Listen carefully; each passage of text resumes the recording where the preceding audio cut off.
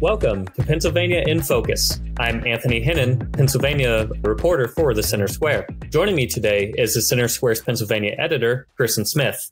Kristen, you had an exclusive story the other day looking at a compromise between Democratic Governor Josh Shapiro and his right-wing critics, co-lawmakers, however you want to phrase this. What are you hearing about a state budget compromise?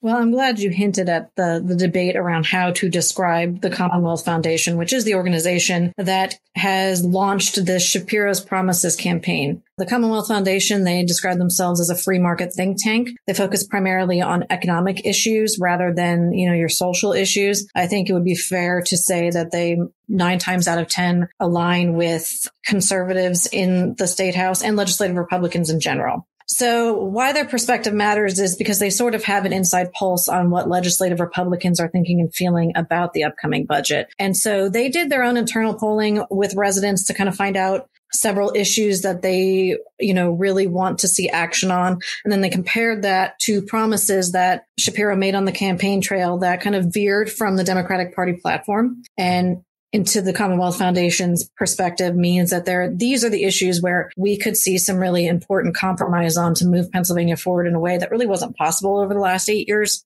And so they named 5 different issues where they see this is where we could compromise, where we should compromise. And I'm going to list them in order of least controversial to most controversial. And when I say least controversial, I mean Shapiro seems on board. Legislative Democrats are receptive. Obviously, legislative Republicans prioritize it. And there's a strong public sentiment for it. So expanding telehealth access, we report on that all the time. Everybody, for whatever, for many, many reasons, believe that telehealth is really a game changer and revolutionary.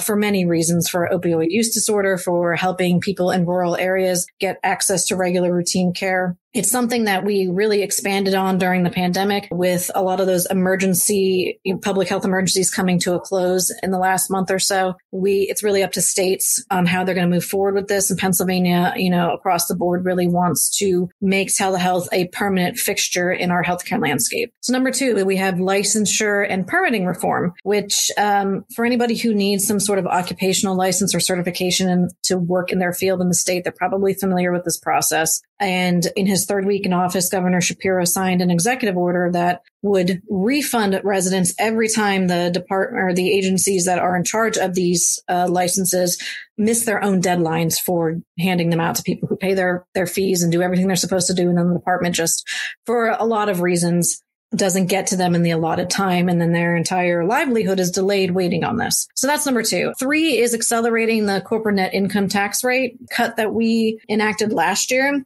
It's currently structured as a 10-year phase down from 9.9% to 4.9%. Shapiro on the campaign trail said he wants to cut it down to 4% by 2025. Republicans love that idea. I don't think Democrats are really going to push back. Everyone agrees we have a big problem with demographics here and sustaining our economy for the long term, attracting more business and keeping people in Pennsylvania for good paying jobs. That's something that everybody wants to do. Now we're starting to get into things that are a little bit more controversial. And part of the reason why we haven't really seen tons of movement on these issues in the last few years because of how far apart ideologically Republican majority in the General Assembly was and former Governor Tom Wolf was. Lowering energy costs. That's something that is really important to a lot of residents.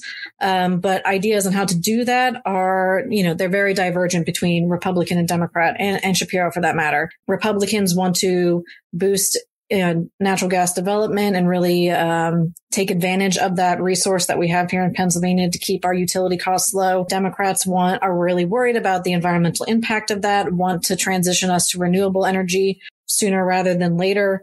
And so that internal conflict means that they both have very different ideas about how we're going to address energy costs now and in the future. And then the most controversial and kind of the biggest ticket item here would be school choice reform. Republicans want to make school choice more expansive. They want people to be able to send their kids to whatever school they want. It doesn't matter where they live.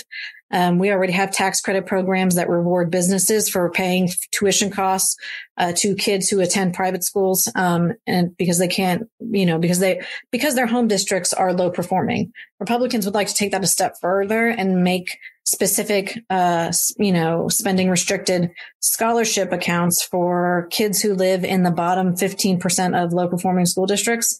And essentially what that would mean is for every dollar, for let's say on average, we spend $19,000 per student in a district. They would take like a third of that and put it in the spending restricted account. And so families could use that money to send their kid to a different school or to get tutoring, other services that they wouldn't otherwise be able to afford.